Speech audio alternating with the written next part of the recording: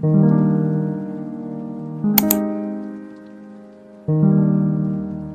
friends, welcome back to my channel. My name's Dahlia. Today we are back on Nevermore, my winter dark academia island, working on another build. Today is going to be a fun, very large build, so I'm very much looking forward to showing you guys the final result. If you enjoyed today's video, don't forget to leave a like, comment down below, and subscribe if you are new to the channel. I'm hoping to reach 15k by the new year, and we're getting so close. To thank you all to the new subscribers I've gotten recently.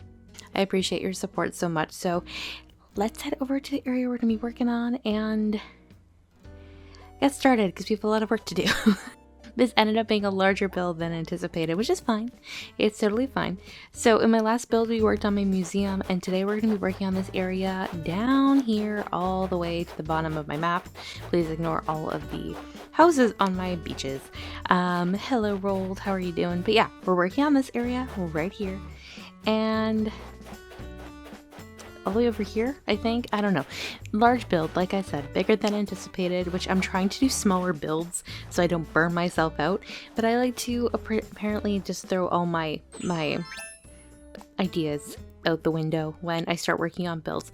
So anyways, today we're going to be working on, originally it was actually supposed to be kind of like a shopping district type of street, but I think I will be doing that next to my museum on the back or the top left of my map. I'm not quite sure, but I knew I wanted to create some fake buildings as per usual, so we're doing some fake buildings, and I created a interesting little fake building layout, so I will show you guys how to create it if you're interested in recreating it yourself.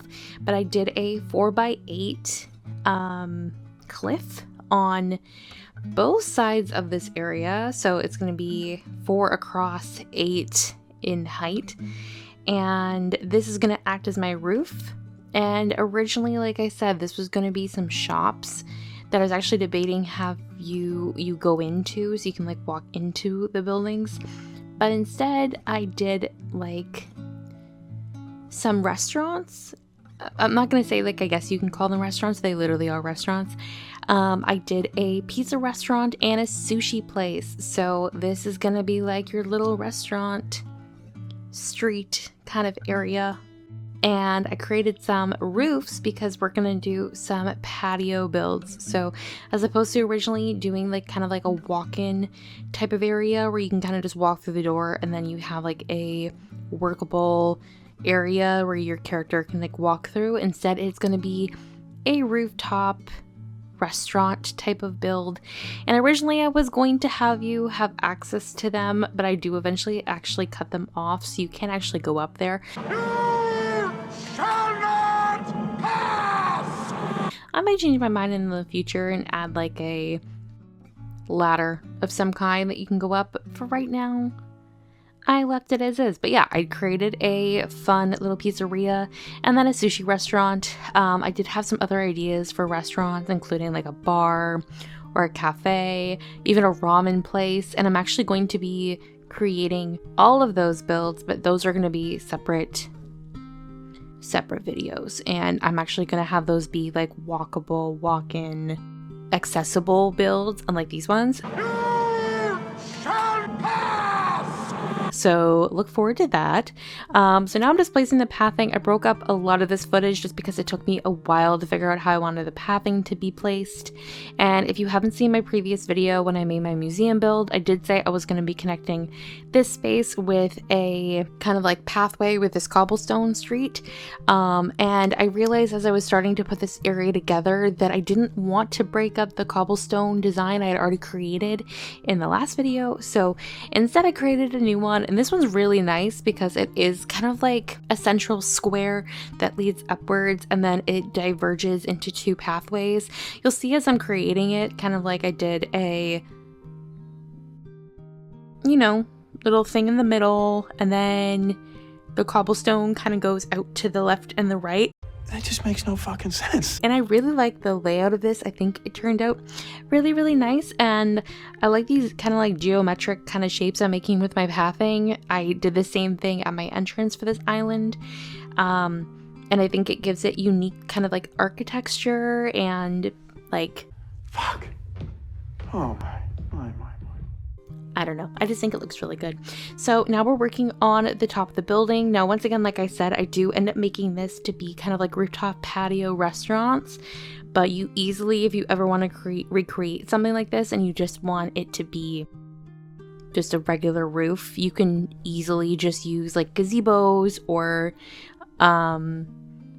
the castle items just to recreate like a roof. You don't even have to do a second tier cliff if you don't want to.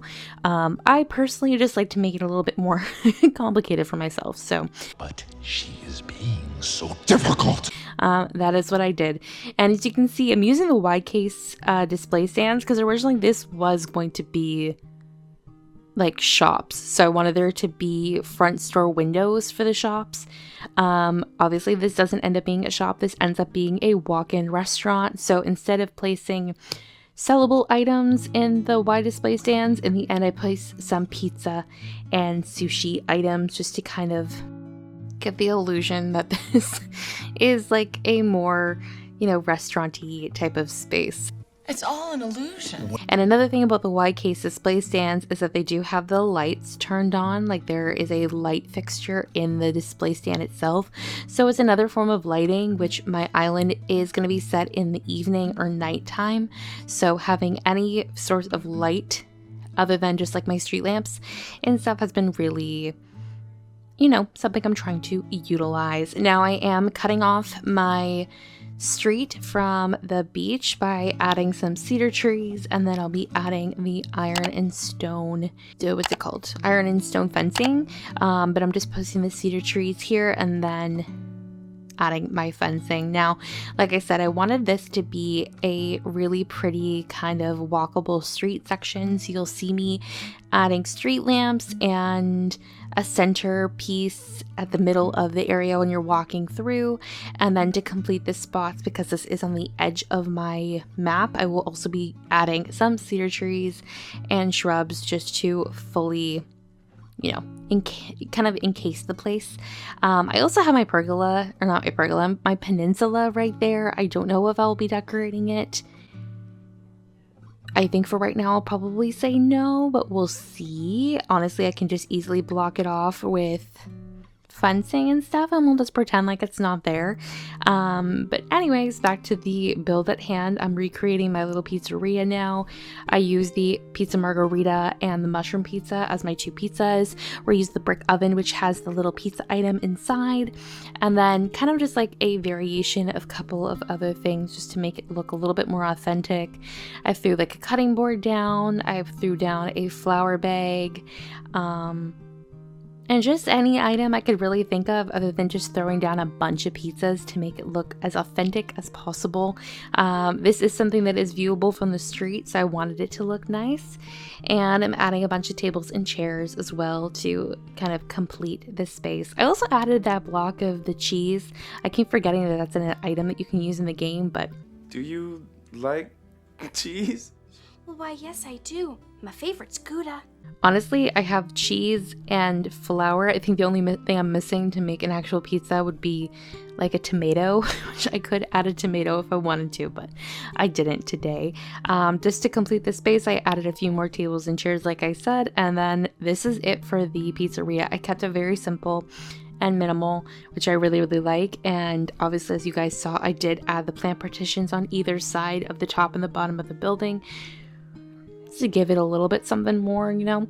I was going to put them on the edges as well, but I feel like it took up too much space, and I wanted to include as many restaurant items as I could.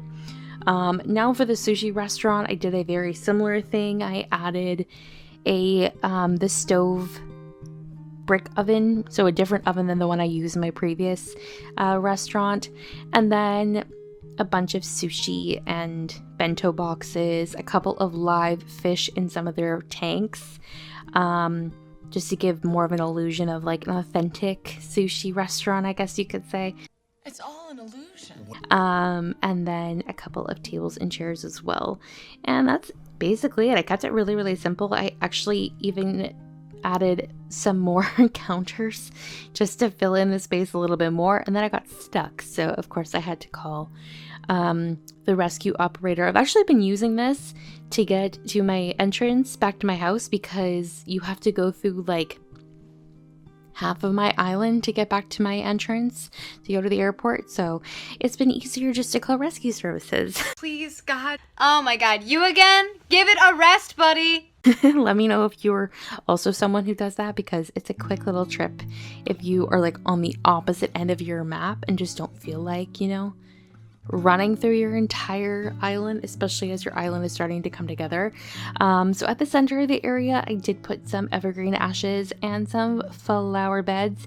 In my last video, I mentioned I'm still trying to use the evergreen ashes because this is an item I do want to use on this island, and they look really nice at the center of this area. Do I keep them? No, I do not. I switched them out for some cedar trees because I really wanted to use the gazebo in this build, and actually put the evergreen ashes down before remembering that I wanted to use the gazebo. So I did swap those out. So we're still on the hunt for the perfect area to add our evergreen ashes. I don't know where those are gonna go. I don't know. But what can you do? What can you do? So I placed some of the street lamps, as you guys saw, and we're basically finished the center portion of the build. At this point, I'm just kind of adding a few finishing touches around the area. So I added some fencing just to continue off from the fences that I placed in my previous build, and some fences here as well, just to kind of break up the street. I also created 2 fake buildings on either side behind the restaurants, just using some medieval building sides and decorative pillars just to fill in those spaces, honestly. I just didn't want to have to add anything too complicated because I wanted the focus to be the 2 big buildings. So that's exactly what I did, and I think it looks really, really nice. And then at the center here, I wasn't quite sure what I'm gonna put. I know behind here where you see the snow that I'm probably gonna be putting some either villagers' homes or my own home, like literally right in that square area here. So because I didn't want to do anything too complicated, as this is kind of like a transition space from one build to the other, I just added some trees and made like my own little mini like centerpiece, you know, just kept it like I said, quite simple, but still I think it's really cute and a great transition spot from one area to the other. And then I'm mimicking what I did on the other side by adding another garden bench and just adding some different items. So on the other side, I added like some steel trash cans, and on this side, I added the drink fountain and a few other items as you see me completing off the space, and some more cedar trees just because I'm trying to block off my beaches, as I mentioned before. And then yeah, that's essentially it for today's build. Really, really happy with how this entire area came together, and I'm loving how this whole island is kind of coming together so far. It's probably been one of the easiest islands I've created in a while, just because I'm really inspired to create it. But I hope you guys are enjoying it as well. If you haven't already, make sure to drop a like on the video and subscribe if you are new to the channel. Feel free to leave a owl emoji in the comments if you made your way to the end of this video. And yeah, thank you guys so much for watching. I hope you guys have a wonderful day, and I will see you all in my next video. Bye guys.